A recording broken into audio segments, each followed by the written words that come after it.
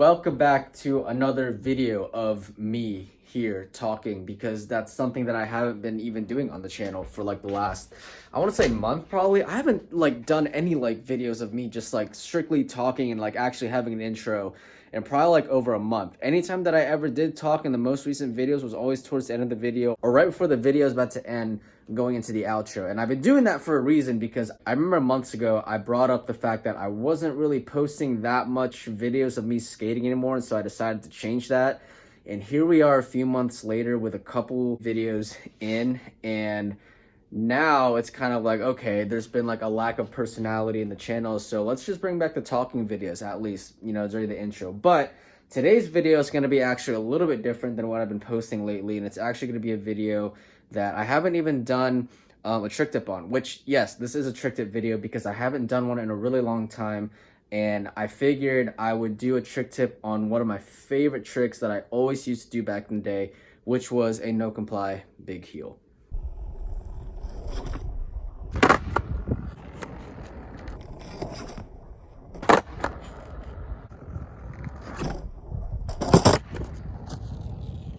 So yeah, this trick was like my favorite trick of all time. I don't know, I always like, for some reason, like when I learned this trick, I did it like completely on accident. And what I mean by that is that I was jokingly just trying them one day, and it just somehow, you know, started rotating and flipping the way that it needed to. And I was like, huh, let's actually try to land this. And like within like 20 minutes, figure it out and like understand how this trick works. I ended up landing my first ever no comply big heel, and it turns out it's really not the most difficult trick to do in the world.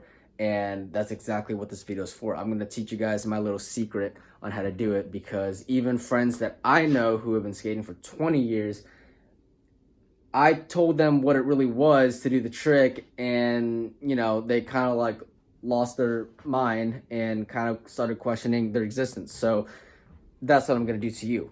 That sounded really mean. That's not what I'm gonna do. I'll just tell you guys exactly what I did. But anyways, let's get into the tutorial. I originally wasn't gonna do this outside because of how windy it is, and on top of that, it's so cold out here, but I didn't want to do it inside either, so we're just gonna make this as quick as possible, but I'll also make it as detailed as possible as well. So I'm gonna go over with you guys the foot placement and of course that key technique that I was talking about to making this trick easier and just basically work for anybody who's trying this for the first time. So let's get right into it. One thing I really do recommend that you guys have down before you even try this trick is definitely have your no comply 180s down. And I did a tutorial video on this trick about a few months ago, and I'll leave that in the description below for you guys to check out, or at the end of this video, one or the other. I'll probably have both in there. That way you guys can go check that out if you guys have never tried no comply 180s before. But I highly suggest having no comply 180s down, because the motion is the exact same. You're moving in the same direction. It's just that your board is rotating differently itself, but your body is still moving in the direction that it needs to be. So definitely have no comply 180s down, just so you can understand what the motion is like, and so you can find what foot placement really works for you. Because most of this trick, really all this trick is it's all up to your back foot doing everything. So have no comply 180s down. That's my suggestion to you guys. So for my front foot, I pretty much like to have it as if I'm gonna do a kickflip, and my back foot, this is where things get interesting. So my front foot, I would kind of put it off a little bit to the side on the edge a little bit more, just so it's easier for me to take my foot off when I do the trick. So that's my front foot. My back foot, this is where things change. So if you're doing regular no comply 180s, normally you would have your foot right in the pocket right there, or just in the middle of the tail, because all you're doing is kind of like scooping at 180.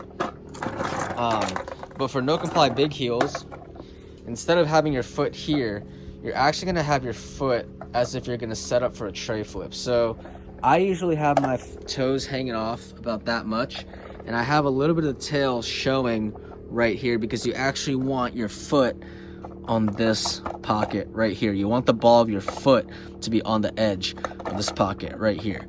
So when you have your foot like that, not only are you going to scoop the board a full 360 degrees, but the flipping rotation comes from you rolling your board like this. So that's how the flipping rotation works. You're not actually flicking with your heel. It's more like you're just kind of rolling it and making it do a full 360 spin, and of course the board flipping fully, but I am in a very narrow spot so I can't really do it. But the basic idea of getting this trick to flip is you have your foot like that and you're just gonna scoop and roll it, and I'll show you guys the clips again right here.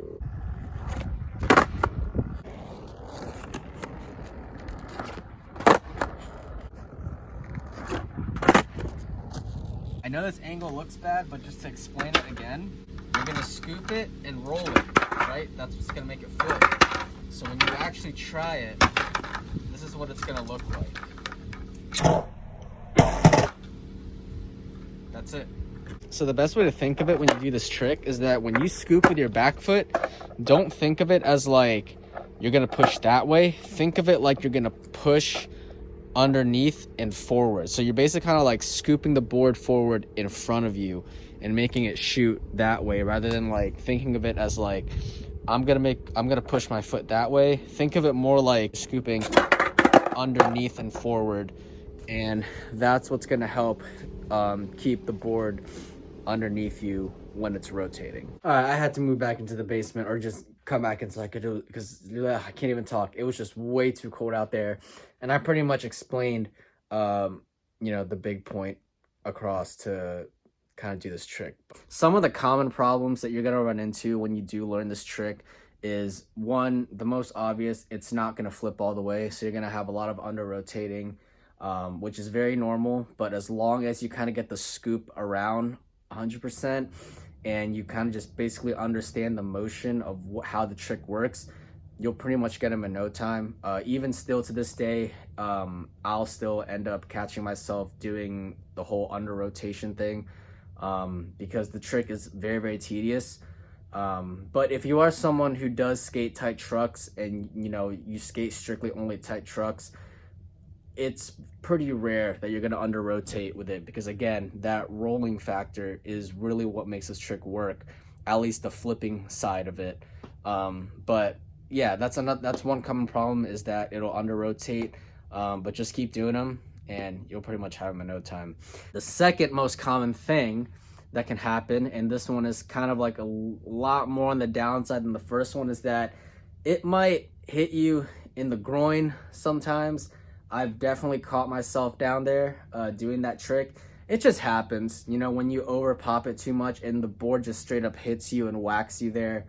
Thankfully, like, it would kind of just like hit my thigh and not in my jewels, but expect that to happen. It's rare. As long as you try to do it in the most common sense way possible, the chances of you hitting yourself down there or your board hitting you down there is pretty slim. But like I said, I've been doing this trick for years. I've had them down for years. There are still times where I will catch myself getting hit down there. So just be on the lookout for that. That's pretty much the only two common problems that you'll run into with this trick. It's a really fun trick once you get it down. It's really not that difficult at all. Again, as long as you have like no comply 180s down, which again, you don't have to have them down, but it helps a lot if you do.